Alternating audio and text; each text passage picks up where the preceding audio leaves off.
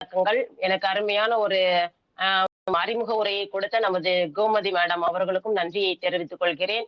இந்த வாய்ப்பை அதாவது 54வது உரையை நிகழ்த்த எனக்கு வாய்ப்பை தந்த நமது வைகறை சங்க உறவுகளுக்கும், ஒருங்கிணைப்பாளர்களுக்கும் எனது நன்றியை தெரிவித்துக் கொள்கிறேன். மோட்டிவேஷனுக்காக ஒரு சில எளிமையான வினாக்கள் தெரிந்தவர்கள் பதிலளிக்கலாம். இந்தியாவின் தேசிய மலர் எது? அனைவரும் தாமரை. நன்றி நன்றி நன்றி ஐயா. இந்தியாவின் தேசிய மலர் தாமரை. இந்தியாவின் முதலில் விண்வெளி வீரர் யார்? இந்தியாவின் முதல் விண்வெளி வீரர் யார்? ராகேஷ் சர்மா. ராகேஷ் சர்மா. வருடம் 1984. இந்தியாவின் மிக குறைந்த பரப்பளவு கொண்ட மாநிலம் எது? இந்தியாவின் மிக குறைந்த பரப்பளவு கொண்ட மாநிலம் எது? உத்தரப்பிரதேஷ். இல்ல, அது உத்தரப்பிரதேஷ் மக்கள் தொகை அடர்த்தி மிக்க நாடு தான் உத்தரப்பிரதேஷ் வரும். இந்தியாவின் மிக குறைந்த பரப்பளவு கொண்ட மாநிலம் கோவா. இந்தியாவின் மிக குறைந்த பரப்பளவு கொண்ட மாநிலம் கோவா. இந்தியாவின் முதலில் மக்களவை தேர்தல் நடைபெற்ற ஆண்டு. இந்தியாவின் முதலில் மக்களவை தேர்தல் நடைபெற்ற ஆண்டு 1951. நன்றி சார், நன்றி. சூப்பர் சார், சூப்பரா ஆன்சர் பண்றாங்க நம்ம மேஜர் சார். இந்தியாவின் முதலில் அந்த ரயில்வே சேவை எந்த மாநிலங்களுக்கிடையே போடப்பட்டது? எந்த நகரங்களுக்கு இடையே போடப்பட்டது? தானே, மும்பை. மும்பை, தானே. நன்றி சார், நன்றி. சும்மா ஒரு மோட்டிவேஷனுக்காக இந்த வினாக்கள் கேட்டப்பட்டது, ஒரு டிஸ்கஷன். நன்றி சார், நன்றி. நான் ஹிஸ்டரி 10th முடிய படிச்சிருக்கேன். அந்த 10th முடிய நம்ம படிச்சதுல எனக்கு என்ன தெரியும் அப்படின்னா, பிரிட்டிஷ் நம்ம ஒரு ஏறக்குறைய 200 ஆண்டுகளுக்கு மேலாக நம்ம ஆங்கில அடிமைப்பட்டு கிடந்தோம். 200 ஆண்டுகளுக்கு மேலாக. மேடம் கொஞ்சம் மியூட் பண்ணிக்கோங்க சார். ஏறக்குறைய 200 ஆண்டுகளுக்கு மேலாக நம்ம அடிமைப்பட்டு கிடந்தோம். அந்த இதுல இருந்துதான் நான் படிச்சிருக்கேன்.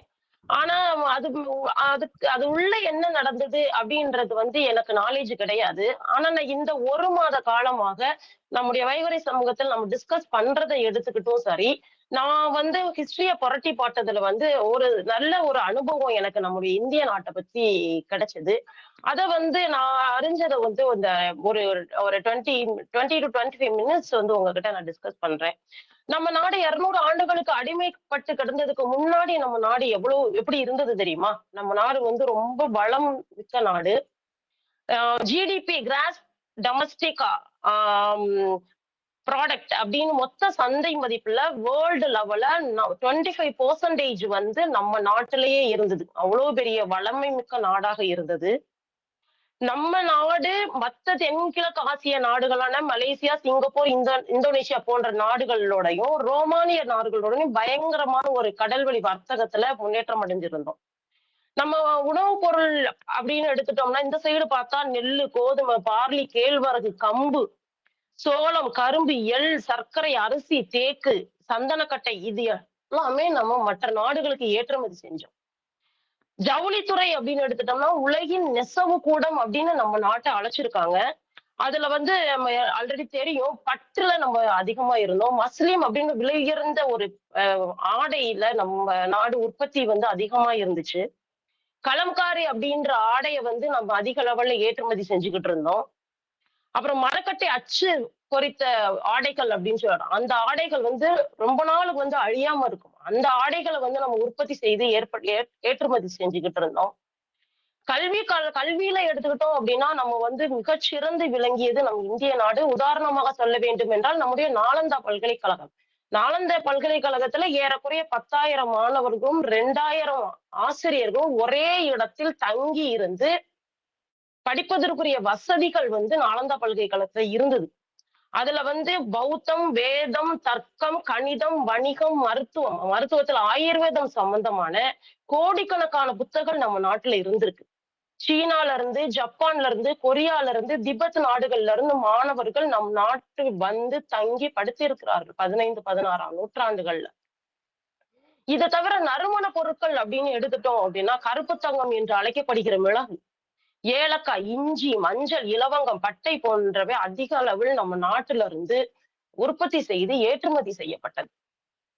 16ஆம் நூற்றாண்டுல வந்து ஐரோப்பிய நாடுகள் வந்து கடல் வழி போக்குவரத்துல வந்து மிகவும் சிறந்து விளங்கினாங்க. அவங்களுக்கு தேவையான அந்த இறைச்சிகளை பதப்படுத்துவதற்கு வேண்டிய கறி மசாலா அவர்களிடம் கிடையாது. அது வந்து நம்ம நாட்டுல இருந்தது அதிகமா. அவங்களுக்கு நேரடியா கடல் வழி போக்குவரத்து இல்லாதனால இந்த நறுமண பொருட்கள் அவங்க என்ன செய்யறாங்க அப்படின்னா, நம்ம நாட்டுல இருந்து அரேபியா பாரசீகம் போன்ற நாடுகளுக்கு ஏற்றுமதி செஞ்சு, அதுல இருந்து வெனிஸ், ஜெனோவான்ற நாடுகளுக்கு ஏற்றுமதி செஞ்சு, அங்க இருந்து என்ன செய்யறாங்க அப்படின்னா, ஐரோப்பிய நாடுகள் அந்த நறுமண பொருட்களை பெற்று வந்தாங்க. அதனால அவங்களுக்கு வந்து அதிகமான பொருள் செலவும், அந்த போக்குவரத்து செலவும் ஏற்படுறதுனால எப்படியாவது இந்தியாவுக்கு நேரடியா கடல் வழி கண்டுபிடிக்கணும்னு சொல்லிட்டு நம்ம நாட்டுக்கு நிறைய மாலுமிகளை அனுப்புறாங்க. அதுல வந்து ஒருத்தர் வந்து கண்டுபிடிச்சதுதான் நம்மளுடைய 1498 மே 20ஆம் தேதி அந்த காலிக்கட்ன்ற பகுதியை வந்து வாஸ்கோடா காமா வந்து அடைகிறார். அதை தொடர்ந்து மற்ற ஐரோப்பிய நாடுகள் எல்லாரும் வர்றாங்க. ஃபார் எக்ஸாம்பிள் டச்சுக்காரர்கள், பிரெஞ்சுக்காரர்கள், ஆங்கிலேயர்கள், டேனியர்கள் இவங்க எல்லாம் வந்து வணிக ரீதியா நம்ம நாட்டுல வந்து அங்கங்க வணிக ஸ்தலங்களை அமைக்கிறாங்க. வணிக ஸ்தலங்களை அமைச்சுக்கிட்டு இருக்கும் போது நம்ம நாடு நிறைய முகலாய பேரரசர்களும் மன்னர்களும் ஆட்சி புரிந்துகிட்டு இருந்தாங்க. படிப்படியாக பல போர்கள் புரிந்து அந்த மற்ற ஐரோப்பிய நாடுகள்ல இருந்து அப்படியே நம்ம நாடு வந்து ஃபுல்லும் ஆங்கிலேயர்கள் கைவசம் செல்லுது. இது வந்து இந்த ப்ராசஸ் வந்து எத்தனை வருஷம் நடைபெறுது அப்படின்னா ஏறக்குறைய 250 வருடங்கள் படிப்படியாக நம்முடைய நாடு சுரண்டப்பட்டு முற்றிலும் ஆங்கிலேயர்களுடைய கண்ட்ரோலுக்கு செல்லுது. இது எதனால செல்லுது அப்படின்னு எடுத்துட்டோம்னா, நம்ம மக்களிடையே, நம்ம மன்னர்களிடையே நம்ம வந்து அப்போ வந்து ஒரு பிராந்திய லெவல்கள், அதாவது சமஸ்தானமா நம்முடைய மன்னர்கள் ஆட்சி புரிந்துட்டு வர்றாங்க. அவங்க கிட்ட வந்து ஜாதி முறையிலான வேறுபாடுகள், மதத்தினால் ஏற்படைய வேறுபாடுகள், மொழியினால் வேறுபாடுகள், இந்த வேறுபாடுகள் வந்து அதிக அளவில் காரணமா இருந்தது.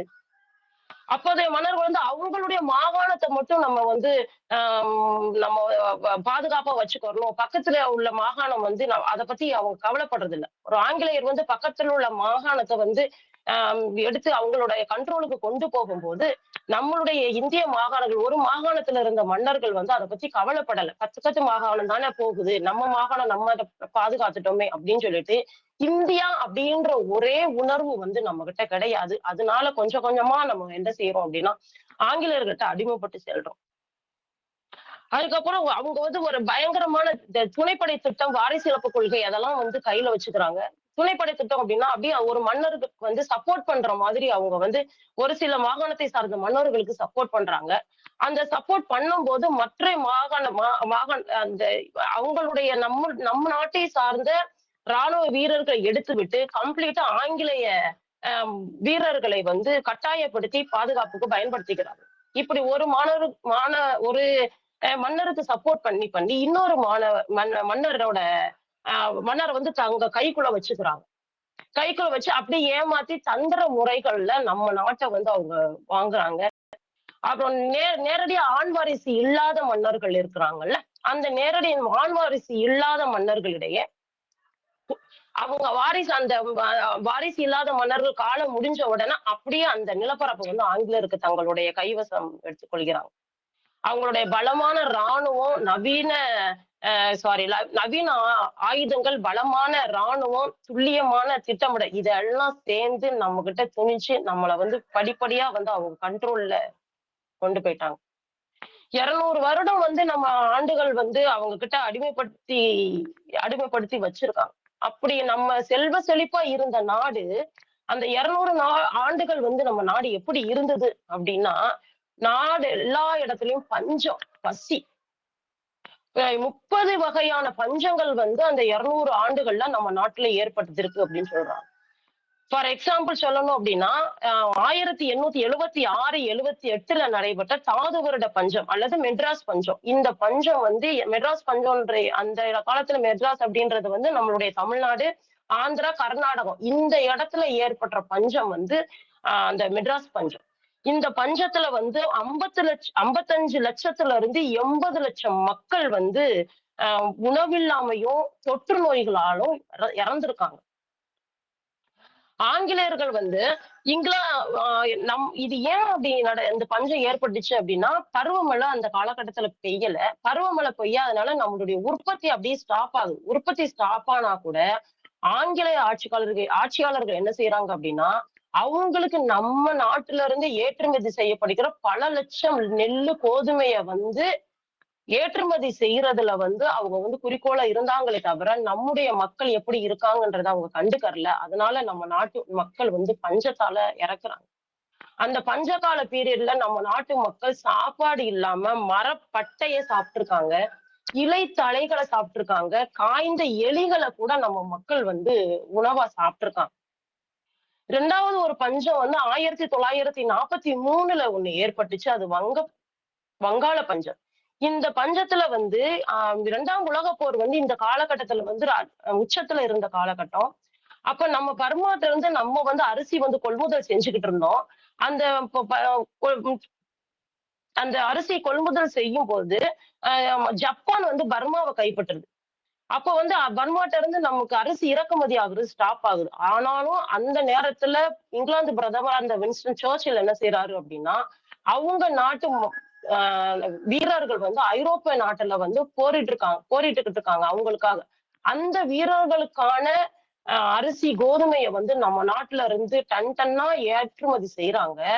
ஆனா, நம்மளுடைய நாட்ட பத்தி நம்ம நாட்டு மக்கள பத்தி கவலைப்படல. இதனால பசி பட்டினியாலும் அந்த 20 லட்சத்துல இருந்து 30 லட்சம் மக்கள் வந்து இறந்து போகிறார்கள் இந்த பீரியட். இந்த 200 ஆண்டுகள் அடிமைப்பட்டு கிடந்த நாட்கள்ல இந்தியாவின் பொருட்களுக்கு வந்து நம்மளுடைய இந்தியா உற்பத்திக்கு வந்து அப்படியே ஸ்டாப் பண்ணிட்டு, அந்த ஆங்கிலேயர்களுக்கு என்ன தேவைப்படுதோ அந்த பொருட்கள வந்து உற்பத்தி செய்ய கட்டாயப்படுத்தப்படுகிறாங்க.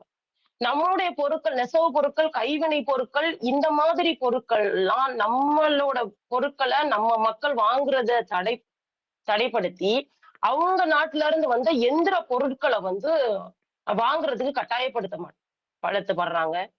நம்ம நாட்டு மக்கள வந்து ஒப்பந்த கூலியாளர்களாக மலேசியா, இலங்கை, தென்னாப்பிரிக்கா போன்ற தீவுகளுக்கு தேயிலை மற்றும் கரும்பு தோட்டத்துல பயிர் செய்வதற்காக அடிமைகளாக நம்ம நாட்டு மக்கள் அனுப்பப்படுகிறார்கள். அரசு அலுவலகங்கள்ல நமக்கு இடம் கிடையாது. உணவகங்கள்ல இடம் கிடையாது. ரயில்வேல ஃபர்ஸ்ட் கிளாஸ்ல நமக்கு இடம் கிடையாது. இதெல்லாம் இந்தியர்களுக்கு உரிமைகள் மறுக்கப்படுகின்றன. முதல் மற்றும் 2ஆம் உலகப் போர்ல நம்மளுடைய வீரர்கள ஆங்கிலேயர்களுக்கு ஆதரவாக மற்ற நாடுகளை எதிர்த்து போராட கட்டாயப்படுத்தி நம்முடைய வீரர்களை அனுப்பி நம்முடைய வீரர்கள் பல்லாயிரக்கணக்கோர் வந்து இறக்கிறார்கள். இப்படிப்பட்ட அடிமைத்தனத்தில் இருக்கும்போது நம்மளுடைய மொத்த வளங்கள் இயற்கை வளம், காடுகள், தங்கம், நதி வளம், மனித வளம் இது எல்லாமே வந்து முற்றிலுமா வந்து ஐரோப்பியர்களோட அதாவது ஆங்கிலேயர்களோட வளர்ச்சிக்கு மட்டுமே பயன்படுத்தப்பட்டது. நம்முடைய நாடு முற்றிலும் சுரண்டப்பட்டு முற்றிலும் வந்து ஒண்ணுமே இல்லாத நாடா நம்ம நாடு வந்து மாற்றப்படுது. இப்படிப்பட்ட காலகட்டங்கள்ல தான் நம்மளுடைய சுதந்திர போராட்டங்கள் நடைபெற்றுக்கிட்டு முகலாய பேரரசர்கள் கூட அந்த நம்மளோட அவுரங்கசீப் அப்படின்ற ஒரு முகலாய பேரரசர், 2ஆம் ஷா ஆலம்ன்ற ஒரு முகலாய பேரரசர், 2ஆம் அக்பர் ஷா அப்படின்ற முகலாய பேரரசர் இவங்க எல்லாருமே வந்து அப்பப்போ இடையில வந்து அந்த ஆங்கிலேயர்களுக்கு எதிர்த்து போரிட்டுக்கிட்டாக இருந்தாங்க. ஆனா ஆங்கிலேயர்களோட பலத்தால வந்து இந்த போர்கள் எல்லாம் தோல்வியில முடிவடைகிறது. 1806ஆம் ஆண்டு ஒரு வேலூர் கழகம். இது வந்து 1857 சிப்பாய் கழகத்துக்கு முன்னாடியே ஏற்பட்ட புரட்சி அப்படின்னு சொல்லுவாங்க. அதாவது நம்மளுடைய சிப்பாய்கள் என்ன செய்யறாங்க அப்படின்னா, சிப்பாய்களுக்கு பசு தோல், பன்றி தோலால செய்யப்பட்ட அந்த பூட்டை வந்து கட்டாயப்படுத்தி போட சொல்றாங்க. திருநீர் அடையக்கூடாதுன்னு சொல்றாங்க. தாடி வளர்க்கக்கூடாது அப்படின்னு சொல்லும் போது மத ரீதியான உணர்வுகள் நமக்கு அதிகமா இருந்தனால நம்ம சிப்பாய்கள் பாதிக்கப்படுகின்றாங்க. அதை எதிர்த்து போரிடும் பொழுது அந்த கழகம் தான் வேலூர் கழகம் அப்படின்னு சொல்லப்படுகிறது. அந்த வேலூர் கழகத்துல எதிர்த்து போரிட்ட போது கண்மூடித்தனமாக தாக்கப்பட்டதுல 350ல இருந்து 800 சிப்பாய்கள் அந்த இடத்துல போர்க்களத்துல வந்து உயிரிழக்கிறாங்க. முக்கிய குற்றவாளி அப்படின்னு கருதப்பட்டவங்க வந்து பீரங்கியோட வாயில்ல கட்டுறாங்க. கட்டி சூட்டப்பட்டு இறக்கப்படுகிறாங்க. நம்மளுடைய சிப்பாய்களை 100க்கும் மேற்பட்டவர்களை வரிசையா நிக்க வச்சு சவரோரமா வரிசையா நிக்க வச்சு சுட்டு அவங்கள வந்து வீழ்த்துறாங்க. புரட்சி அந்த வேலூர் புரட்சியில தலைமை தாங்கின முக்கியமானவர்களை வந்து எல்லாரும் பயப்படணும், இவங்களை பார்த்து தலைமை தாங்கினா பயம் ஏற்படணும் அப்படின்னு சொல்லி பொது இடத்துல வந்து தூக்குல போடுறாங்க. இதை தவிர வந்து 1857ல ஒரு புரட்சி நமக்கு சிப்பாய் கழகம் அப்படின்னு சொல்லி நடந்துச்சு, எல்லாருக்கும் தெரிஞ்சது. இந்த சிப்பாய் கழகத்துல நம்ம பலியானவர்கள் மட்டும் 1,00,000க்கும் மேற்பட்டவங்க இந்த சிப்பாய் கழகத்துல பலியான இருக்காங்க, சிப்பாய்கள் மட்டும். இதுல பொதுமக்கள் வந்து எத்தனை பேரு கொல்லப்பட்டார்கள் அப்படின்னு சொன்னா 8,00,000ல இருந்து 10,00,000 நம்ம இந்தியர்கள் பொதுமக்கள் வந்து இந்த சிப்பாய் கழகத்தில் கொல்லப்பட்டார்கள். இந்திய சிப்பாய்கள் அதே மாதிரி அந்த பசு மற்றும் கொழுப்பினால் செய்யப்பட்ட தோட்டாக்கள், என்ஃபீல்டு துப்பாக்கியில் உள்ள தோட்டாக்களை வந்து வாயில கடிக்கணும்னு சொல்லி கட்டாயப்படுத்தப்படுகிறார்கள். அது வந்து நம்ம சிப்பாய்கள் எதிர்த்து, இதனாலதான் அந்த 1857 போராட்டம் வந்து ஆரம்பமாகிறது. அந்த அந்த யூஸ் பண்ண மாட்டேன் அப்படின்னு எதிர்த்தவங்களுக்கு 10 ஆண்டுகள் வரை கடுங்காவல் சிறை தண்டனை விதிக்கப்பட்டது. பல நாட்கள் வந்து உணவில்லாம, தண்ணி இல்லாம ஒரே அறையில வந்து நம்ம நாட்டு வீரர்களை வந்து அடைச்சிருக்காங்க. சிப்பாய் போர்ல இருந்த சிப்பாய் கழகத்துல வந்து போரிட்டவங்களோட குடும்பத்தை அழிச்சிருக்காங்க. அவங்க இருந்த கிராமங்கள் முதற்கொண்டு அழிக்கப்பட்டுள்ளன. இதை தவிர சில தெரியப்படாத புரட்சிகளும் நடந்திருக்கு. எடுத்துக்காட்டா சந்தால் பழங்குடியின கிளர்ச்சி அப்படின்னு ஒரு கிளர்ச்சி இருக்கு. அந்த சந்தால் பழங்குடியின கிளர்ச்சி மக்கள் வந்து 1857க்கு முன்னாடியே ஆங்கிலேயர்கள் எதிர்த்து நாங்க வந்து வரி அதிகமா கட்ட மாட்டோம்னு புரட்சியில அந்த வில் அம்பு ஏறி புரட்சியில ஈடுபட்டிருக்காங்க. அப்படி ஈடுபட்ட போது ஏறக்குறைய 15,000 பேரை வந்து பழங்குடியின மக்களை ஆங்கிலேயர்கள் வந்து கொண்டிருக்காங்க. வாகன் டிராஜடி அப்படின்னு சொல்லி 1921ல ஒண்ணு நடந்துச்சு. இதுல கேரளால வந்து மலபார் கிளர்ச்சியில் ஈடுபட்ட நம்முடைய போராட்ட வீரர்கள் 64 பேரை ஒரு ரயில்வே நம்ம குட்ஸ் வண்டியில, அதாவது நம்ம பொருட்களை எடுத்து அனுப்ப போறோம்ல சரக்கு வண்டி, அந்த வண்டியில ஏத்தி 64 பேரையும் ஒரே கம்பார்ட்மெண்ட்ல போட்டு அடைச்சு அனுப்பிட்டாங்க. அப்படி அனுப்பப்பட்டதுல வந்து 64 பேரும் மூச்சு திணறி உயிரிழந்திருக்காங்க. இன்னொரு நிகழ்ச்சி நமக்கு எல்லாருக்கும் தெரிஞ்சதான் 1919 ஏற்பட்ட அந்த ரவுலட் சட்டத்துக்கு எதிராக நடைபெற்ற ஜாலியன் வாலாபாக் படுகொலை. இந்த ஜாலியன் வாலாபாக் படுகொலையில ஒரு 10 நிமிஷம் வந்து சுடப்பட்டதுல வந்து ஆயிரக்கணக்கான நம்மளுடைய பொதுமக்கள் வந்து இறந்திருக்காங்க. 1500க்கும் மேற்பட்டவர்கள் காயமடைஞ்சிருக்காங்க. அந்த இடம் நெருக்கடி, அங்க ஒரு சின்ன பாதை மட்டும்தான் அந்த இடத்துல இருந்துதான். அப்போ வந்து அதுல மக்கள் வந்து திட்டு முழுங்காடி போக முடியாம அங்க இருக்கிற கிணத்துல குதிச்சிருக்காங்க. அந்த கிணத்துல குதிச்சதுல 120 உடல்கள் மட்டும் ஒரு கிணத்துல இருந்து மட்டும் எடுக்கப்பட்டது வரலாறு சொல்லுகிறது.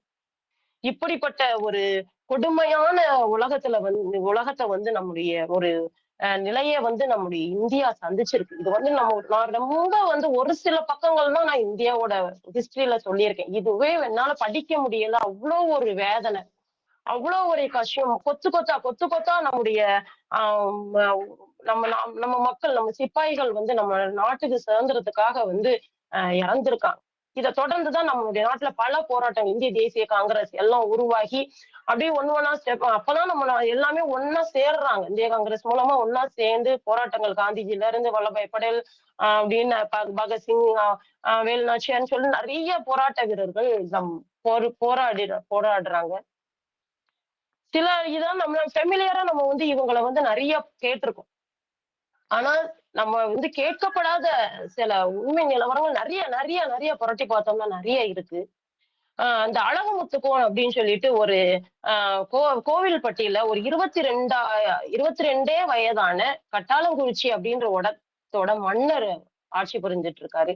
அவர் வந்து ஆங்கிலேயர்களுக்கு வரி கொடுக்க மாட்டேன்னு எதிர்ப்பு தெரிவிச்சிருக்காங்க. அவரோட 6 தளபதிகள், 248 வீரர்கள், இவங்க எல்லாரும் அந்த வரி கொடுக்க மாட்டேன் அப்படின்னு சொல்லி அந்த போரிடும் போது அந்த ஆங்கில அரசு அவங்ககிட்ட சொல்லியிருக்கு. அந்த அழகுமுத்துக்கோன்ட்ட சொல்லுது, நீ வந்து ஆங்கில ஆட்சியை ஏற்று வரி செலுத்த ஒப்புதல் அளிக்கிறேன் என்று மன்னிப்பு கேள் அப்படின்னு சொல்லிட்டு அந்த அழகுமுத்துக்கோன்ட்ட சொல்லியிருக்கு. அந்த அழகுமுத்துக்கோன் வந்து நான் அதை செய்ய மாட்டேன் அப்படின்னு சொன்னனால அந்த 248 பேரோட வலது கைய வந்து வெட்டியிருக்காங்க ஆங்கிலேயர்கள். அந்த 6 தளபதிகளையும் நம்ம அந்த அழகு முத்துக்கோன் அப்படின்றவரையும் பீரங்கி வாயில்ல கட்டி சுட்டு வந்து கொன்றிருக்காங்க. மாதங்கினி ஹஸ்ரா அப்படின்ற ஒரு பெண் 73 வயதான பெண் வந்து இந்த வெள்ளையனை வெளியேறு அப்படின்ற ஒரு போராட்டத்துல ஈடுபட்டு ஆங்கிலேயருக்கு எதிரா காவல் நிலையத்தை நோக்கி வந்து போருக்கு செல்றாங்க. அப்போ வந்து அந்த 73 வயது பெண்ணை வந்து ஆங்கிலேயர் வந்து சுடுறாங்க. மார்புல சுட்டாலும் அவங்க வந்து ஒரு இந்திய கொடிய வந்து ஏந்திக்கிட்டே அந்த அந்த இடத்துலயே உயிரிழக்கிறாங்க. தீரன் சின்னமலையை பத்தி நம்ம எல்லாருமே கேள்விப்பட்டிருக்கோம். அவருக்கு வந்து ஒரு பொல்லான் அப்படின்ற ஒரு ஒற்றன் இருந்தார். அந்த ஒற்றனை வந்து அப்போ வந்து தீரன் சின்னமலை வந்து அந்த கொரில்லா போரை நடத்திக்கிட்டு இருந்த பீரியடு பொல்லான்ற ஆங்கிலேயர்களுடைய நடமாட்டத்தை எல்லாம் பொல்லான்ற ஒரு ஒற்றர் வந்து தீரன் சின்னமலைக்கு மூலமா தான் அவருக்கு கிடைக்குது. அந்த பொல்லான் வந்து அவரோட ஆங்கிலேயர்களால பிடிக்கப்படுறாங்க. ஆங்கிலேயர்கள் வந்து பிடிக்கப்படும் பொழுது அந்த கொல்லான்ட்ட கேக்குறாங்க, தீரன் சிங்கம் நம்மள இருக்கிற இடத்த நீ காட்டி கொடுக்கணும் அப்படின்னு சொல்லும் போது அவர் வந்து காட்டி கொடுக்க மறுக்கிறாரு. அதனால வந்து அவரை வந்து தூக்கிலிட்டு அவர் கொல்லப்படுகிறார். ஒடிசால வந்து பிராமணி அப்படின்ற நதிக்கரையில ஒரு பாஜி ரவுத் அப்படின்ற ஒரு 12 வயது சிறுவன் வந்து அந்த போட்டிங் படகு சவாரி செஞ்சுக்கிட்டு இருக்கான். அப்ப வந்து நம்மளுடைய போராட்ட வீரர்கள் அந்த ஆற்றுக்கரையை தாண்டி தப்பித்து ஓடிக்கொண்டிருக்கிறார்கள். ஆங்கிலேயர்கள் வந்து அந்த சிறுவனிடம் கேட்கிறார்கள், எங்களை இந்த ஆற்றுக்கரையை கடப்பதற்கு இந்த படகில் ஏற்றி உதவி செய் என்று சொல்லுகிறார்கள். அந்த சிறுவன் நம்முடைய போராட்ட வீரர்களை காப்பாற்ற வேண்டும் என்பதற்காக என்ன செய்கிறான் என்று கேட்டால் அப்படியே மறுத்து விடுகிறார். படகில் ஏற்றி செல்ல மறுத்து விடுகிறார். அதனால் அந்த ஆங்கிலேயர்கள் அந்த 12 வயது சிறுவனை சுட்டு கொல்லுகிறார்கள். இப்படிப்பட்ட ஒரு மிகவும் வேதனைக்குரிய நம்ம நாட்கள் நம்மளுடைய இந்தியா வந்து பல கட்டங்களை, அதாவது நான் சொன்னது வந்து வெறும் ரொம்ப கம்மி, இன்னும் நிறைய வந்துகிட்டே இருக்கு. நம்ம வந்து 1/2 hourல தானே பேச வேண்டியது இருக்கு. இந்திய சுதந்திரம் வந்து அவ்வளவு கஷ்டப்பட்டு பல கொத்து கொத்தான மனிதர்களை இழக்கப்பட்டிருக்கு. பல சின்ன சின்ன உயிர்கள் வந்து இழந்திருக்கும். பல வயதானவர்கள் இழந்திருக்கு. பல குடும்பங்கள் அழிக்கப்பட்டு கிடைக்கப்பட்ட சுதந்திரம். இப்படி வந்து நம்ம ஒரு பேரழிவிலிருந்து மீண்டு நம்ம பல போராட்ட வீரர்கள் மூலமாகவும் பல சுதந்திர போராட்ட வீரர்கள் மூலமா நம்ம இந்த இந்திய சுதந்திரத்தை வந்து வாங்கியிருக்கோம். இந்த வாங்கப்பட்ட சுதந்திரத்தை வந்து நம்ம எப்படி பேணி பாதுகாக்கணும் அப்படின்னா, ஒரே ஒரு விஷயம், நம்ம வந்து எந்த வேற்றுமை நம்ம ஒற்றுமை இல்லாதனாலதான் நம்மளுடைய நாடு வந்து மற்றவனுக்கு அடிமையாக செல்லுது. அந்த ஒற்றுமை இல்லாதனாலதான் நம்ம அவ்வளவு இழப்புகளை நம்ம சந்திச்சோம். நம்ம நாடு வந்து அடிமைப்பட்டது. அதே ஒற்றுமையா நம்ம போரிட்டனாலதான் நம்ம நாடு நமக்கு வந்து மீண்டு கிடைத்தது. அதனால நம்ம எல்லாருமே ஒரே ஒரு விஷயம், நம்ம ஜாதியால வேறுபட்டு இருந்தாலும், மதத்தால வேறுபட்டு இருந்தாலும், மொழியால வேறுபட்டு இருந்தாலும், ஒரு தொழிலால உயர்ந்தவர் தாழ்ந்தவர் என்று இருந்தாலும், ஆஹ் பணத்தால உயர்ந்தவர்கள் தாழ்ந்தவர்கள் என்று இருந்தாலும் கூட நாம வந்து இந்தியர் என்ற உணர்வை வந்து என்னைக்குமே மனசுல வச்சிருக்கணும் அப்படின்னு கேட்டுக்கொண்டு எனக்கு பேச வாய்ப்பளித்த அனைவருக்கும் நன்றியை தெரிவித்துக் கொண்டு விடைபெறுகிறேன். நன்றி, வணக்கம். ரொம்ப அற்புதமான பேச்சுமா. உங்களோட பேச்சுக்கு நாங்க ஒரு பெரிய கரவொலி கொடுக்குறோம். ரொம்பவே ஒரு எழுச்சி மிக்க ஒரு வீரமான ஒரு உரையா இருந்துச்சு. ஏன்னா இவ்வளோ கஷ்டம் நம்ம பட்டிருக்கோமா, அதாவது ரொம்ப கஷ்டப்பட்டு தான் நம்ம சுதந்திரம் வாங்கணும்னு தெரியும். ஆனா அந்த கஷ்டத்துடைய ஆழம் என்ன அப்படிங்கிறத நீங்க உங்க பேச்சு மூலம் சொல்லிட்டீங்க. மிஸ்ஸஸ் சுனிதா, வாழ்த்துக்களும் பாராட்டுக்களும். இவங்க வந்து சில ஆசிரியர்களுக்கு வந்து எது மோட்டிவேஷன் எது இன்ட்ரடக்ஷன் தெரியாம இருக்கும் கிளாஸ் எடுக்கும்போது. பட் இவங்க வந்து செமைய மோட்டிவேட் பண்ணிட்டாங்க. ரொம்ப அழகா கொஸ்டின்ஸ் கேட்டு ஒரு கிளாஸ் ரூம் மாதிரியே மாத்தி, ஒரு மேத்ஸ் கிளாஸ் ரூம் மாதிரியே மாத்திட்டாங்க. அதுல ரொம்ப நல்ல ஒரு சிறந்த மாணவரா இருந்தது நம்மளோட மேஜர் சார். அவங்களுக்கு ஒரு ராயல் சல்யூட். ஏன்னா எல்லா ஆன்சருமே கிட்டத்தட்ட அவங்க சொன்னாங்கன்னு நினைக்கிறேன். இன்னும் மற்றவங்க சொன்னவங்களுக்கும் பாராட்டுக்கள். வந்து நமக்கு வந்து அது அடுத்ததா என்ன பார்க்கணும் அப்படின்னு சொன்னா, இவங்க வந்து ஒரு கணித ஆசிரியர் அப்படிங்கிறத பார்க்கும்போது அதனாலதான் எல்லாத்தையுமே கால்குலேட் பண்ணி ரொம்ப முன்னாடி கூட உரைய முடிச்சிருக்காங்க. ரொம்ப அழகா எல்லாத்தையுமே பண்ணிட்டு வந்தாங்க. எனக்கு அந்த ஒரு சிறிய கதை தான் ஞாபகம் வருது.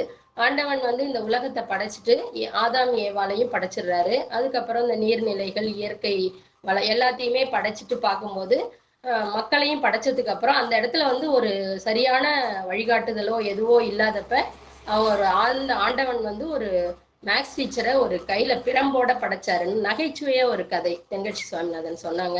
அப்பதான் அந்த இடத்துல டிசிப்ளின் இருக்கும் அப்படிங்கிற மாதிரி. அந்த மாதிரி ஒரு கணித ஆசிரியர் இன்னைக்கு வந்து நமக்கு இவ்வளோ பெரிய உரையை கொடுத்ததுக்கு என்னுடைய மனமார்ந்த பாராட்டுக்கள்.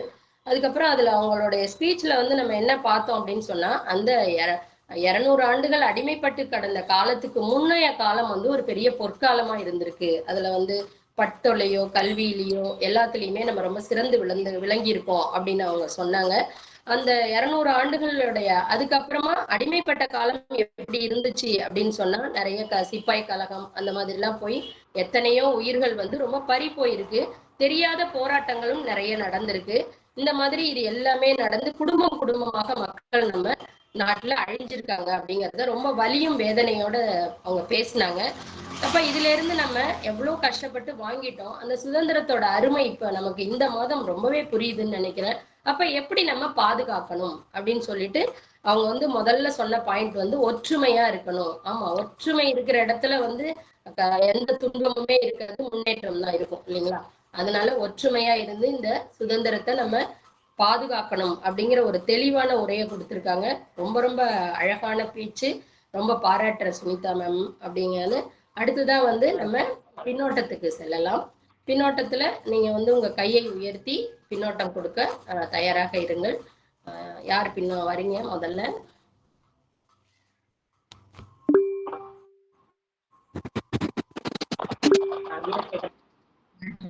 நீங்க உங்க பின்னோட்டத்தை கொடுக்கலாம்.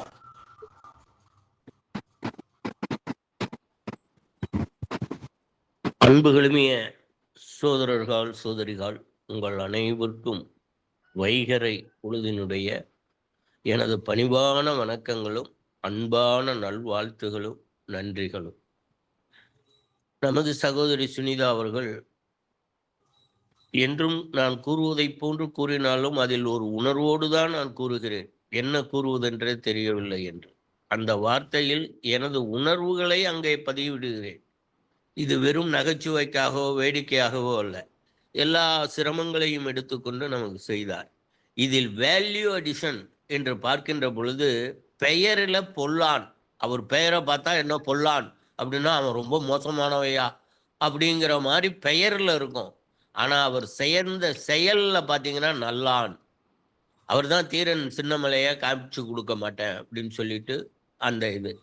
அடுத்தது வேல்யூ அடிஷன் பார்த்தீங்கன்னா 12 வயது சிறுவன் படகோட்டிய நான் போய் நான் என்ன எடுத்துங்க நான் கொள்றேன்னா, நான் எவ்வளவு மோசமானவனா இருக்கட்டும், என்ன காரணங்களாலும் இருக்கட்டும், 12 வயசு சிறுவன் ஒரு போராட்ட காலத்துல போய் நான் 100 பேரை கொள்றேன்னா அது வேற. இந்த அளவுக்கு நம்ம சுதந்திரத்துல இதெல்லாம் கூட இருக்குங்கிறது தான் வேல்யூ. அவ்வளவு கஷ்டப்பட்டு பெற்ற சுதந்திரம் 12 வயசு சிறுவனுடைய உயிரை எடுக்கிறதுங்கிறது அதெல்லாம் பொருட்படுத்தி எடுத்தாங்க அப்படிங்கிறது. இன்னைக்கு இந்த செயலை சொல்றப்ப யாரு இதுக்கு சம்பந்தப்பட்டவங்களோ அவங்க வந்து நான் பெருமையா நின்று நம்மள்கிட்ட பேச முடியுமா? அதுதான் நம்ம எண்ணி பார்க்க வேண்டியது.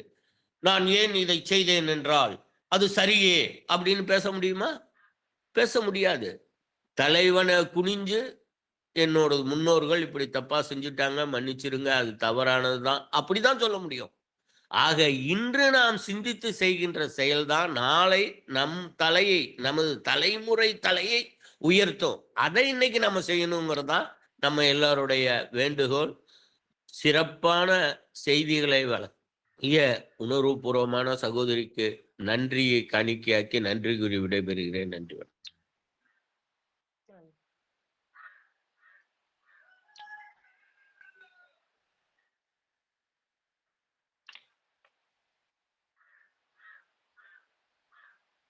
அம்மா அடுத்தவர்கள்.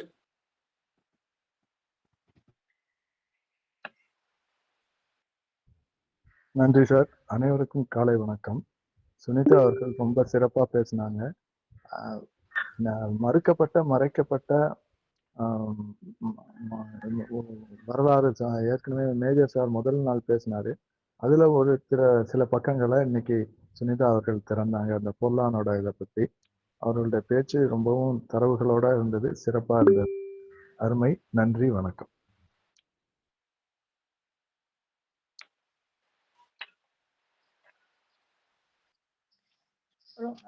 முதல்ல 2 சிங்கப்பெண்களுக்கும் அருமையான வாழ்த்துக்கள். மிகவும் அருமையாக இருந்தது.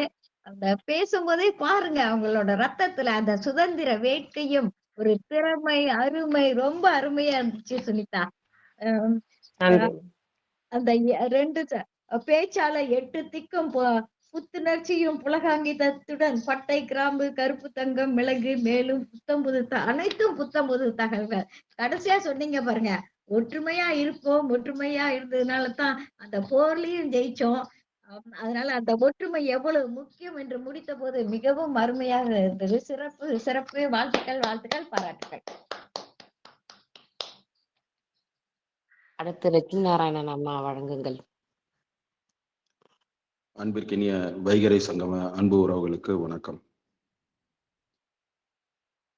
இந்த வைகறை சங்கம சுதந்திர தின சிறப்பு சொற்பொழிவு இந்த மாதத்தில் மற்றும் ஒரு ஆளுமை வரலாற்றின் பின்பக்கங்களை புரட்டி நமக்கு நிறைய விஷயங்களை எடுத்து காட்டியிருக்கிறார் என்று சொல்ல வேண்டும்.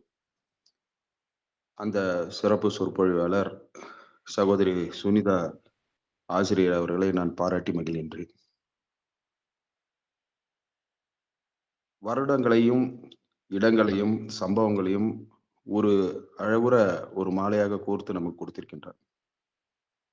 இதையெல்லாம் நாம் நிறைய கேட்டிருந்தாலும் கூட அவருடைய பாணியில் அவர் கொடுத்த விதம் மிக சிறப்பாகவே இருந்தது என்று சொல்ல வேண்டும். நல்ல ஒரு பொழிவு, உணர்ச்சிகரமாக பேசினார்.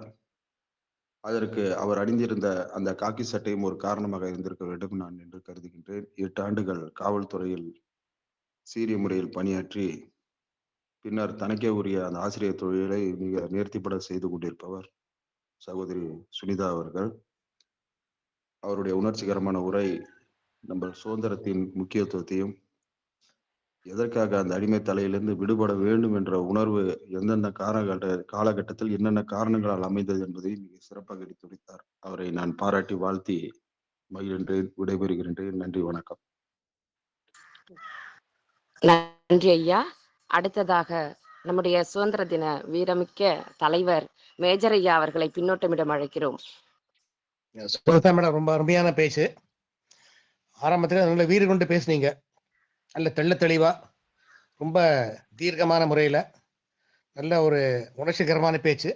நிறைய சம்பவங்களை சொன்னீங்க. இவ்வளவு நாள் நிறைய பேர் சொல்ல விட்ட செய்திகளும் ரொம்ப அழகா சொன்னீங்க. மைன்யூட் டீட்டெயில் சொல்லுவாங்க, மெட்டிகுலஸா, ரொம்ப ரொம்ப சின்ன சின்ன செய்திகள் எங்கேருந்தான் சேகரிச்சின்னு தெரியல. அவ்வளோ அழகா சொன்னீங்க. கரெக்டாக அந்த நேரத்துக்கு ஏற்ற மாதிரி கரெக்டாக முடிச்சிட்டீங்க. ஒவ்வொரு வாக்கியமும் திருப்பி மீண்டும் மீண்டும் கேட்க தோன்றுது. அவ்வளோ அழகா சொன்னீங்க. ரொம்ப நன்றிம்மா. வணக்கம். பாராட்டுக்கள். நன்றி ஐயா. ஓகே. சுனிதா அம்மா எனக்கு கொஞ்சம் டெக்னிக்கல். அடுத்தது நாகவல்லி மேடம் பேசுறீங்களா? கண்டிப்பா. Yes ma'am. Thank you ma'am. Thank you ma'am. Vaikari Sangam உறவுகள் அனைவருக்கும் இனிய காலை வணக்கம். சுனிதா அம்மா உண்மையிலே ரொம்ப எக்ஸலண்டா இருந்தது. பெருமையான இது என்னன்னா, நாட்கள் போக போக இன்னும் கருத்துக்களை கொண்டு வரணும், பேசினதை பேசாம புதுமையான கருத்துக்களை கொண்டு வரணும்னு எல்லாருமே திரட்டுவாங்க. அதுல நீங்க எக்ஸலண்டா திரட்டி இருக்கீங்க. ஏன்னா இதெல்லாம் அறியப்படாத விஷயங்கள் நிறைய. எப்படிலாம் நாடு அடிமைப்பட்டு இருந்தது, சுதந்திர இந்திய தலைவர்களை பற்றி பேசலாம். பட் ஆனா நாடு எப்படிலாம் அடிமைப்பட்டு இருந்துச்சு, எதெல்லாம் பஞ்சம் பிணி ஏற்பட்டு மக்கள் இறந்தாங்க அப்படிங்கிறத நம்ம வரலாற்று நிகழ்வுகள்ல படிக்கலாம். ஆனா கொஞ்சம் தான் படிக்க முடியும் புத்தகத்துல. ஆனா நீங்க கொடுத்த கருத்துக்கள் அத்தனையும் நிறைய, எவ்வளவு கொத்துக்கத்தான மக்கள் இறந்திருக்காங்கன்னு நினைக்கும் போதே மனது அவ்வளவு வேதனை அடைகிறது. சுதந்திரத்துக்காக பாடுபட்ட தலைவர்களை பத்தியும் இத பத்தியும் நீங்க சொல்லும்போது உண்மையிலே மனசு எப்படிலாம் பஞ்சம் பிணியில மக்கள் இருந்து மேலோங்கி வந்திருக்காங்க, எதுக்கெல்லாம் கஷ்டப்பட்டாங்கன்னு நினைக்கும் போது அவ்வளோ மனசு கஷ்டமா இருந்துச்சு. ஆனா பெருமையான விஷயங்கள் என்னன்னா, இவ்வளவையும் நீங்க திரட்டி கொண்டு வந்து குடுத்துருக்கீங்க பாருங்க மக்களுக்கு. அதுதான் ரொம்ப பெருமையான விஷயமா நான் நினைக்கிறேன். நன்றிம்மா. வாழ்க வளமுடன். வாழ்த்துக்கள். நன்றி, நன்றி. ரொம்ப அருமையான கொடுத்த நாகவல்லி மேம், ரொம்ப நன்றி. அடுத்ததா ஜானகி மேம், நீங்க பேசிட்டீங்களா? இல்லைன்னா வந்து பேசுங்க. வாழ்க வளமுடன். அம்மா பேசிட்டேம்மா, இன்னும் பேசிட்டேன். வேற யாராவது பேசுறவங்கள மட்டும் வேற பேசுங்க. யாராவது பேசுறவங்க, ஏன்னா எனக்கு கொஞ்சம் டெக்னிக்கல் ப்ராப்ளம், அந்த சவுண்ட் கேட்கல. வேற யாராவது தளத்துல பின்னோட்டம் கொடுக்க வணக்கம்மா. வணக்கம்மா கோமதி அம்மா. வாங்கம்மா. வாழ்க வளமுடன். சுனிதா அம்மா, மிகவும் அருமையாக இருந்தது. தெரியாத ஒன்றை புரியாத ஒன்றை அழகாக எடுத்துரைத்தீர்கள். அதுவும் நிதானமாக எல்லாருக்கும் புரிய முடியாத ஒவ்வொரு சொல்லும் அப்படியே இந்திய சுதந்திரத்துக்கு அழைச்சிட்டு போய் பசுமரத்தாணி போல் பதிய வைத்தது. அதுக்கு இந்திய சுதந்திர வீரர்களுக்கு ஒரு வீர வணக்கத்தை சொல்லிவிடுங்கள் அம்மா. நன்றி. வாழ்க வளமுடன். வேற யாராவது பேசுறீங்களாமா? பேசுறதுக்கு யாராவது தயாரா இருந்தா நீங்க பேசலாம்.